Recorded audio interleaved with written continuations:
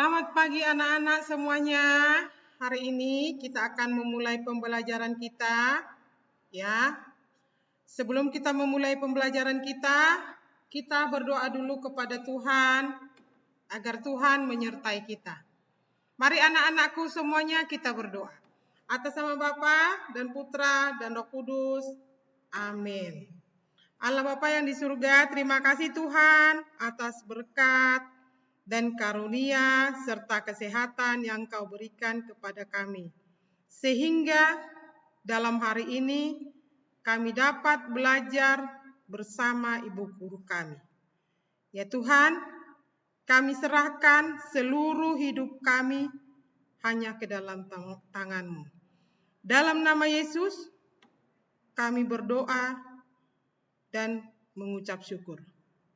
Amin. Atas nama Bapa dan Putra dan Roh Kudus. Amin. Anak-anak, di pagi hari ini kita akan memulai pembelajaran kita, yaitu dari tema 1, indahnya kebersamaan. Temanya indahnya kebersamaan, yaitu dari subtema 1, pembelajaran 3. Adapun pembelajaran yang akan kita memulai yaitu IPA dan Bahasa Indonesia. Tujuan pembelajarannya. Yang pertama yaitu IPA, siswa dapat menyebutkan sifat-sifat bunyi. Siswa dapat menyebutkan gagasan pokok dan gagasan pendukung dalam bacaan. Nah, anak-anak, kita memulai pembelajaran kita yaitu IPA. Yang kita pelajari adalah sifat-sifat bunyi, sifat-sifat perambatan bunyi. Bunyi dapat terdengar oleh telinga kita bila ada sumber bunyi, ada media perantara,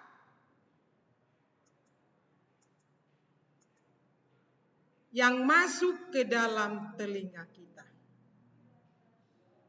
Ibu ulangi, bunyi dapat terdengar di telinga kita bila ada sumber bunyi, media perantara.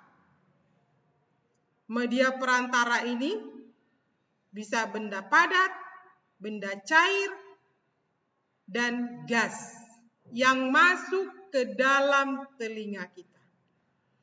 Perhatikan baik-baik anak-anak, yaitu contoh pertama, seorang bermain gitar. Tentu kita bisa mendengarkan suara jreng, jreng, jreng, jreng, jreng, jreng, jreng, jreng, gitu ya. Itu suara tadi atau bunyi tadi merambat melalui benda gas atau udara, masuk ke dalam telinga kita. Nah, paham anak-anak? Sebenarnya masih banyak contoh. Ya, masih banyak contoh bunyi merambat melalui benda gas. Bisa juga petir. Kita bisa mendengar petir dari kejauhan atau di atas sana, di angkasa sana, di langit sana. Kita bisa dengar. Karena apa? Bunyi petir merambat melalui benda gas sehingga kita dengarkan dengan telinga kita. Nah, contoh yang kedua yaitu media perantaranya. Telepon-teleponan. Di sini media perantaranya adalah benda padat. Benda padatnya mana? Benda padatnya adalah benang. Benang yang ada ini. Ya, benang dengan adanya kaleng. ya, kaleng. Telepon-teleponan yang dihubungkan oleh benang. Biasanya ini digunakan oleh 2 orang, diperagakan 2 orang. Nah, perhatikan, benang adalah benda padat. Kita bisa mendengarkan bunyi ini karena ya, bunyi merambat melalui benda padat.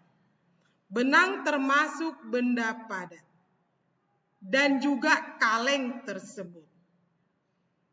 Yang contoh ketiga, yaitu bunyi dapat merambat melalui benda cair. Kapal laut mengukur kedalaman permukaan laut, yaitu menggunakan sonar. Karena apa? Sonar ini bisa memantulkan bunyi terpantul dari dasar laut sehingga dapat diketahui berapa jaraknya dasar laut tersebut dengan menghitung berapa detik, ya. Jadi bunyi di sini bunyi merambat melalui benda cair. Benda cairnya adalah air laut. Nah, kesimpulannya, bunyi dapat merambat melalui benda cair. Nah, anak-anak, kalian paham? Nah, Ibu ulang tadi yang pertama, yaitu bunyi merambat melalui gas. Ya, adanya suara petir, suara gitar, bisa kita dengar. Tetapi ada satu ya anak-anak ya, bunyi tidak dapat merambat di luar angkasa. Karena luar angkasa tidak ada udara. Jadi untuk perambatannya medianya tidak ada. Anak-anak, sebelum mari kita lanjutkan pembelajaran berikutnya. Yaitu bahasa Indonesia, kita belajar tentang gagasan pokok dan gagasan pendukung. Sebelum kita memulai pembelajarannya, kita baca dahulu cerita bacaan, ya, yaitu permainan bentik. Kita lihat, Ibu sudah pernah membuka pembelajaran bahasa Indonesia, yaitu setiap bacaan punya paragraf, punya gagasan pokok, punya pendukung, gagasan pendukung. Nah, kita mempelajari dari bacaan permainan bentik. Mari kita baca. Ini adalah paragraf 1. Kelompok. Mari kita baca. Permainan bentik merupakan salah satu permainan tradisional Indonesia. Permainan ini dapat dimainkan secara individual maupun beregu. Satu regu biasanya terdiri atas 3 atau 4 pemain. Ketika satu regu bermain, regu yang lain bertugas sebagai penjaga. Nah, perhatikan lagi, permainan ini menggunakan 2 buah tongkat dengan panjang yang berbeda. 2 tongkat tersebut berukuran 10 cm dan 30 cm. Tongkat tersebut dapat menggunakan ranting pohon. Biasanya ranting pohon yang digunakan sekitar 3 cm. Permainan bentik dimainkan dengan memukul tongkat kecil yang ada di atas lubang menggunakan tongkat panjang. Regu penjaga akan menangkap tongkat kecil jika berhasil. Kelompok penjaga akan mendapat poin.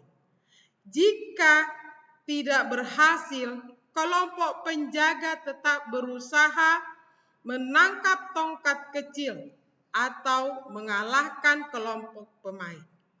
Regu atau individu yang mendapatkan angka terbanyak dianggap sebagai pemenang. Nah, anak-anak, itulah bacaan dari permainan bentik. Nah, di sini Ibu sudah memulai pembelajaran di hari yang lalu bahwa setiap bacaan mempunyai paragraf atau kelompok. Nah, perhatikan baik-baik. Ini disebut paragraf, ya, pembagiannya, ya, pembagian paragraf. Nih, Ibu Guru sudah buat batasannya. Ini paragraf 1, ya. Lihat ini sampai ke sini saja paragraf 1. Nah, yang kita pelajari gagasan pokok. Nah, setiap gagasan pokok biasanya ada 1 dalam setiap paragraf. Ya, setiap paragraf mempunyai 1 gagasan pokok. Mana saja itu gagasan pokok? Biasanya gagasan pokok itu ada di awal, di tengah, dan di akhir paragraf. Nah, dalam hal ini kalau kita perhatikan gagasan pokok atau kalimat utama itu adalah kalimat yang merupakan bahasan dari kalimat-kalimat yang lain dalam satu paragraf. Pembahasannya yaitu mengenai permainan bentik merupakan salah satu permainan tradisional Indonesia. Nah, sampai di sini saja. Kalau yang lainnya itu sudah disebutkan gagasan pendukung, ya. Sudah disebutkan gagasan pendukung. Jadi ada beberapa kalimat ini menjadi gagasan pendukung. Nah, ingat gagasan pokoknya, masalah utamanya yang dibicarakan adalah permainan bentik merupakan salah satu permainan tradisional Indonesia. Jadi selebihnya itu adalah gagasan pendukung. Nah, paragraf kedua. Perhatikan, ini adalah paragraf kedua. Ya, paragraf kedua. Nih, mana gagasan pokoknya? Ibu sengaja ambil yang gagasan pokoknya masih di atas atau di awal. Gagasan pokoknya yaitu 1 kalimat, ya, jangan lupa. Permainan ini menggunakan 2 buah tongkat dengan panjang yang berbeda. Sampai di situ, tidak boleh ke yang lain. Karena ini kalimat-kalimat yang berikutnya ini adalah gagasan pendukung atau disebut juga kalimat penjelas. Paham anak-anak semuanya? Oke, kita lanjut paragraf ketiga. Paragraf ketiga. Mana gagasan pokoknya? Ya, benar. Gagasan pokoknya berada di kalimat pertamanya. Permainan bentik dimainkan dengan memukul tongkat kecil di atas lubang menggunakan tongkat panjang. Titik. Sampai di situ kalimat utamanya atau gagasan gagasan pokoknya. Nah, selebihnya itu adalah gagasan pendukung. Gagasan pokok disebut juga ide pokok. Anak-anak, kesimpulannya. Mari kita perhatikan apa kesimpulan dari bacaan ini mengenai gagasan pokok dan gagasan pendukung.